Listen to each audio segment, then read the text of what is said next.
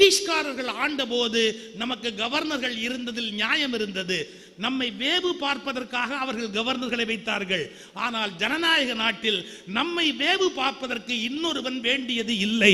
நாம் சுதந்திர மனிதர்கள். இன்னும் கவர்னர் என்ற பதவி நீடிப்பது என்பதே நம்முடைய அவமானத்தின் அடையாளம்.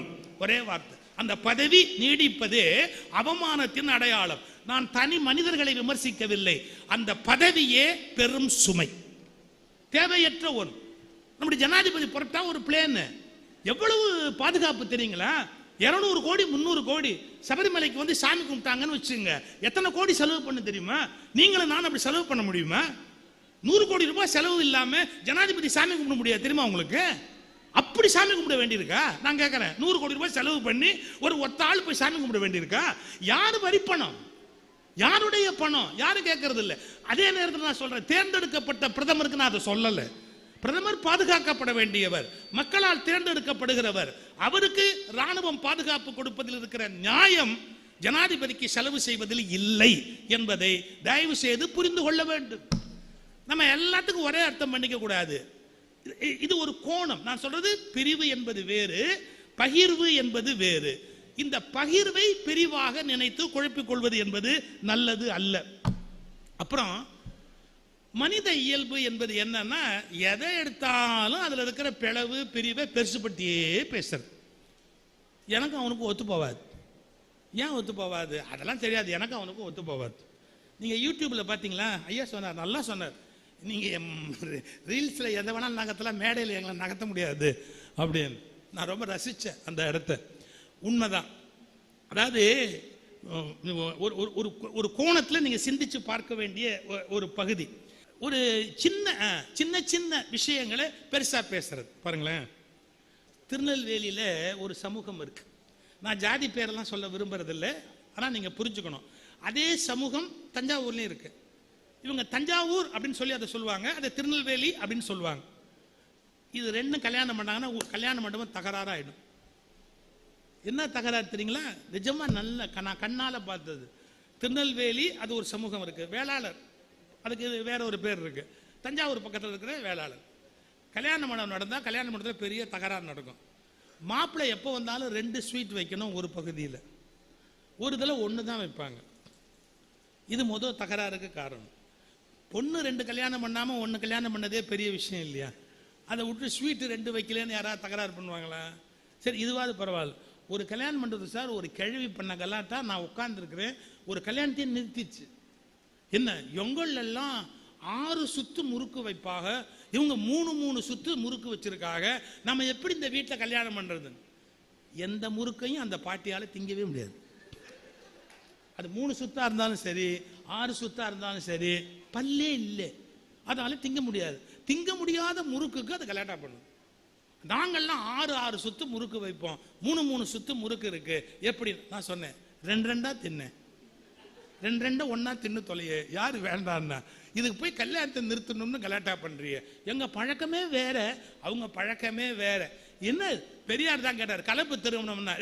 என்னடா கலப்பு திருமணம்? நாய்க்கும் மனுஷனுக்குமா கலப்பு கல்யாணம் பண்ணி வைக்கிறா? மனுஷி தானடா, அதுல என்னடா பெருசா பேசிக்கிட்டு கலப்பு திருமணம்னு அதை போட்டுக்கிட்டு திருமணம்னு போடுறாரு. இயல்பு தானே, சின்ன விஷயம். Sir, VK. ராமசாமின்னு ஒரு நடிகர் இருந்தார், தெரியும் உங்களுக்கு? நல்ல ஹியூமரஸா பேசுவார் வி.கே. ராமசாமி. இந்த ஊருக்காரரா? ஓ, ரொம்ப சந்தோஷம், ரொம்ப சந்தோஷம். ஓ, அப்படியா? நல்ல நடிகர், அவருடைய காமெடி உங்களுக்கு எல்லாருக்குமே ரொம்ப. அவரும் நம்ம குமுதத்துல எல்லாம் கதை எழுதுவார். சாண்டில்யன் தெரியுங்களா உங்களுக்கு? கடல் புறா, பெரிய பெரிய நாவலா எழுதுவார் சாண்டில்யன். சாண்டில்யனும் அவரும் பெஸ்ட் ஃப்ரெண்ட்ஸ். நீங்க அது ரொம்ப ஆச்சரியம். வி.கே. ராமசாமி சினிமா துறை, இவர் எழுத்தாளர். வடப்படம் பேசிக்குவாங்க 2 பேரும். ஒரு நாள் என்னாச்சு, சாண்டில்யன் புறப்பட்டு வி.கே. ராமசாமி வீட்டுக்கு போறார். வா, ஒரு கல்யாண வீட்டுக்கு நிச்சயதார்த்தத்துக்கு போறேன், வரியா அப்படின்னு. சாண்டில்யன் சொன்னார், உன் வீட்டில் சாப்பிடலாம்னு வந்தேன், நீ எங்கே கூட்டு போனாலும் அங்கே சாப்பிட வேண்டியதுதான், போலாம் வா. அவங்க ரொம்ப பெஸ்ட் ஃப்ரெண்ட்ஸ். அவங்க நேரம் அந்த கல்யாணத்துக்கு போனாங்க. கல்யாணம் நிச்சயதார்த்தம் டைம் சொல்லியிருக்காங்க. 7 ஆச்சு, 7:30 ஆச்சு, 8 ஆச்சு, நிச்சயமே நடக்கல. சாண்டில்யன் கேட்டாரு, என்னடா ஒண்ணுமே நிச்சயதார்த்தம் நடந்த மாதிரி தெரியல, அது தெரியல, சாப்பிட போலாமான்னு. நிச்சயமே நடக்கல, அதுக்குள்ள சாப்பாட்டுக்கு போலாங்கிறிய. நடக்காது, நிச்சயம் நடக்காதுன்னு தெரிஞ்சு போச்சு, வா சாப்பிடலாம் அப்படின்னாரு. ஏன் நின்று போச்சு? இல்ல தாம்பூலம் மாத்துறத பத்தி பேசும்போது தான் நாங்க வேற ஜாதி அவங்க வேற ஜாதின்னு தெரிஞ்சு போச்சு. வேற ஜாதியா? எல்லாம் ஏற்பாடு பண்ணிக்கிட்டீங்க, பேசிக்கிட்டீங்க, அப்புறம் இல்லை இல்லை நான் சமூகம் பேர்லாம் சொல்கிற வழக்கம் எனக்கு இல்லைங்க, எனக்கு ஜாதியில் நம்பிக்கை இல்லைங்க, நான் ஜாதி பார்த்து வாழ்ந்தவனும் இல்லைங்க, என்னுடைய சிந்தனை வேற. உங்களுக்கு புரிய வைக்கிறதுக்காக நான் இப்போ சொல்ல வேண்டியிருக்கு, இல்லைன்னா நான் சொல்லியிருக்க கூட மாட்டேன். வாணிப செட்டியார்கள்னு ஒரு பகை, அதில் வி.கே. ராமசாமி அவர் சொல்கிறாரு, நாங்கள் தாலி தட்டு மாற்றும் போது தான் உண்மை தெரிஞ்சது, அவங்க வேற வாணிப செட்டியார், நாங்கள் வேற வாணிப செட்டியார், கல்யாணம் நின்று போச்சுன்னு. ரெண்டு பேரும் வாணிப செட்டியார், அப்புறம் எப்படி வேற? இல்லை ஒத்தமாட்டு வாணிபம்னு ஒன்று இருக்கு, ரெட்டமாட்டு வாணிபம்னு ஒன்று இருக்கு. ஒத்தமாட்டு வாணிபமும் ரெட்டமாட்டு வாணிபமும் நாங்கள் சம்மந்தம் பண்ண மாட்டோம். சாண்டில்யன் சொன்னார் பாருங்க, ஒன்று அவனை ஒரு மாட்டை வித்துற சொல்லு, இல்லை இவனை ஒரு மாட்டை வாங்கிட சொல்லு.